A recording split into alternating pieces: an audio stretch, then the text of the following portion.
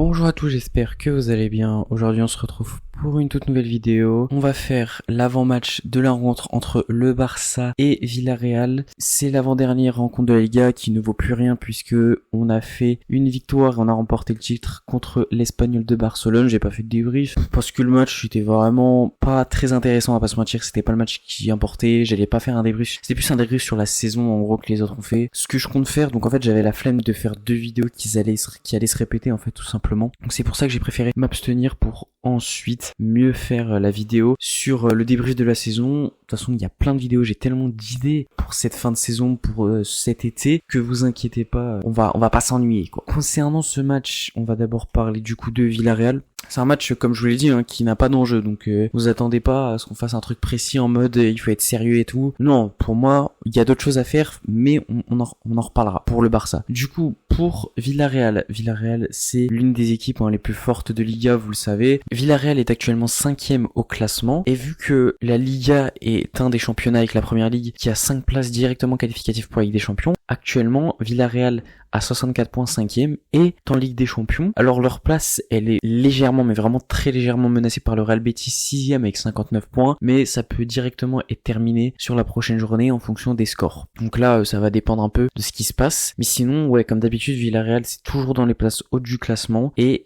c'est toujours l'une des meilleures équipes. Concernant leur effectif, c'est un très très bon effectif de Liga, ça on le sait, c'est pas une découverte, c'est l'une des meilleures équipes, c'est pas pour rien. Au goal, c'est Luis Junior. Alors je vais pas vous mentir que je ne connais pas ce gardien, je connais absolument pas. En défense, ils ont des gros joueurs. Juan Foyth qui a déjà été pisté de nombreuses fois par le Barça, Pedraza, Eric Bailly, Sergi Cardona, vraiment des gros joueurs. Et bien évidemment Raúl Albiol, vraiment le mec il est là depuis 50 ans, bon il joue plus, honnêtement il joue plus, mais il a 39 ans mais c'est un très ancien de Liga. En milieu de terrain, ils ont des gros joueurs également, Yeremy Pino, Alejandro Baena, Denis Suarez qui est un ancien du Barça, Santi Comesaña, Dani Parejo, vraiment des énormes joueurs. Et en attaque, Ayoce Pérez, Tierno Barry, qui est français d'ailleurs, je ne savais même pas, Gérard Moreno, Nicolas Pepe, donc vraiment, c'est vraiment l'un des meilleurs effectifs de Liga, je pense qu'on est dans le top 4, top 5, juste après, en gros, ils sont juste après les deux top 3, et après ça se bat entre Bilbao, le Real Betis, etc. Vraiment, c'est clairement un très très bon effectif, qui est, je trouve, complet, avec beaucoup de remplaçants intéressants et des joueurs de qualité. C'est vraiment quelque chose que je veux souligner. Et concernant un peu les statistiques, etc., ils ont deux gros buteurs qui sont Ayoce Pérez et Tierno Barry. Voilà, 18 buts pour Pérez, Barry en est à 11, et après t'as Baena à 6, et après c'est que tous des 3, des 2, voilà. Et au niveau des passes décisives, on est à Baena qui est à 9, Cardona à 7, Yeremy Pino à 6, Pepe à 5, après pareil c'est du 3, etc. C'est pas intéressant. Donc les stats sont quand même vraiment partagées entre deux joueurs pour les buts, Barry et Pérez, donc c'est vraiment deux joueurs à qui on devra faire vraiment attention. Et sinon, passe décisive, c'est quand même un peu plus partagé quand même. Concernant les statistiques, ils sont à 64 buts en 36 matchs et 47 buts encaissés en également 36 matchs, ça paraît logique. Ils sont du coup à 1,8 buts marqués par match et 1,3 encaissés par match. Donc une équipe qui marque quand même pas mal de buts et qui en encaisse pas mal aussi, mais on va dire raisonnablement. Et concernant un peu leur confrontation directe contre les gros, c'est clairement pas une équipe qui performe face aux gros. Leur meilleur résultat c'est 2-2 contre Atlético et 0-0 contre Bilbao. Ils ont perdu contre nous, ils avaient pris une rouste 5-1. Ils ont également perdu contre le Real deux fois 2-0 et 2-1. Alors c'est des matchs où ils avaient vraiment été bons. Voilà, après on connaît les Real, ça joue à rien, mais c'est très compliqué face au gros pour Villarreal, ils prennent vraiment très peu de points. Et concernant un peu les confrontations directes qu'on a contre eux, on a 8 victoires sur les 10 derniers matchs et 2 victoires pour Villarreal. Ils avaient gagné l'année dernière 5-3, c'était vraiment un match où on avait très très fortement remis en question Xavi, mais sinon c'est clairement une équipe qui nous réussit, 8 victoires en 10 matchs, ça donne un peu le ton de qui prend la domination entre les deux, c'est pas vraiment partagé, c'est quand même un adversaire qui nous réussit très très bien. Et concernant leur jeu, c'est vraiment une équipe qui pour le coup est clairement offensif, qui va essayer de jouer, qui prend contre nous également beaucoup de buts, mais qui en met souvent aussi pas mal. Voilà, on peut passer au Barça. Bon, concrètement, franchement, je vais pas vous mentir, qu'on perde ou pas, ça m'intéresse pas vraiment. Il y a un objectif que j'aimerais bien avoir. Alors c'est pas le Pichichi de Lewandowski, ça je pense que c'est mort. Mbappé a 2 buts d'avance.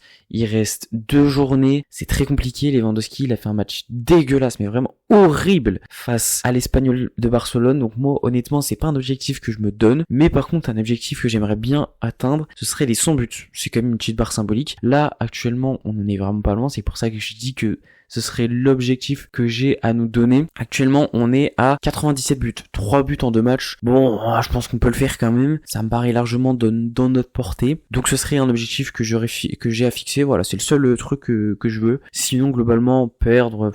Même sans jeu, ça m'intéresse pas, je vais pas vous mentir. Ça sert à rien, voilà, qu'on gagne, qu'on perde. Je vais te dire, peu importe, on sera champion, hein. Donc, pas grave, franchement, pas grave. À la limite, oui, donner un peu de plaisir aux supporters, c'est vrai que ce serait bien, mais franchement, vu les déclarations de Flick, qui même lui a dit que maintenant il serait soulagé, etc., qu'il a plus de stress, je vais pas vous mentir que si même lui dit ça, c'est que je pense qu'ils vont pas non plus donner 100% de ce qu'ils ont, hein, voilà, disons les termes. Donc moi je m'attends à rien. Concrètement, je ne m'attends à rien sur ce match. Je suis pas sûr d'ailleurs de faire de débrief. Franchement, s'il y a pas de trucs intéressants, je pense que je ferai pas de débrief. Je ferai un débrief de Bilbao. Ce sera le dernier match, voilà, faudra faire un petit débrief quand même. Mais je pense pas faire un débrief de Villarreal, hormis s'il y a des choses intéressantes à dire. En tout cas, c'est pas prévu. Normalement, c'est pas prévu. Mais également, avec les 100 buts, ce que j'aimerais, c'est voir des jeunes. Parce que c'est le moment, pré-saison et fin de saison où t'as plus rien à jouer, c'est le moment où on sait où tu peux faire jouer les jeunes, etc. Si on pouvait faire jouer des jeunes comme Noah Darvish, Pau Victor, qui normalement devrait partir, mais si on peut le faire jouer quand même, Pablo Torre, c'est vraiment les 3 que j'ai envie de voir, Pablo Torre, Pau Victor et Noah Darvish. Surtout Noah Darvish qui n'a pas joué avec l'équipe première, mais ça fait longtemps qu'on parle de lui comme un prospect, etc. J'aimerais bien le voir à l'œuvre, donc si on pouvait enfin le voir, ce serait sympathique. Pau Victor, franchement je le mets, mais parce que voilà, faut le voir, mais il devrait partir en plus du coup, entre guillemets ça sert à rien. Et Pablo Torre, je sais pas s'il va partir, c'est possible que oui, j'espère que non quand même, mais c'est possible qu'il le fasse. Mais de toute façon, j'ai envie de le voir parce que je pense vraiment qu'il a un talent et que on doit l'exploiter. On va finir cette vidéo par le 11 idéal avec beaucoup de rotation. Donc, au cas j'ai Ter Stegen, voilà, montre-nous ce que tu sais faire un peu Ter Stegen. On va te juger sur ce match et sur le prochain. En défense, à droite, je mets Hector Fort, à gauche Gérard Martin, en défense centrale, Kubarsi, Christensen. Donc, je veux voir absolument Christensen. J'aurais pu mettre Araujo avec lui, mais déjà l'association était pas folle face à l'Espagnol, mais en plus Araujo est blessé, donc c'est pas possible. Et du coup, soit Kubarsi soit Inigo, je vais partir sur Kubarsi, mais s'il y a Inigo, peu importe. Je mets au milieu de terrain, en numéro 6,5, Gavi avec, en double pivot, Pablo Torre en numéro 10, Noah Darvish. Entre Pablo Torre et Darvish, franchement, ils peuvent s'échanger les postes. Les deux, c'est des numéros 10. Mais vu que les deux, je veux les voir, forcément, il faut qu'il y en ait un qui soit plus numéro 10. Je préfère mettre plus dans sa zone de confort Noah Darvish parce qu'il n'a pas joué et il est plus jeune, il n'a aucune expérience. Donc, le mettre numéro 8, ce serait un peu complètement niquer son match, hein, très clairement. Et en attaque, là, je mets à droite Fermin Lopez, à gauche Ansu Fati et en numéro 9, Pau Victor. Donc, voilà, c'est un 11 qui est très clairement expérimental. Sur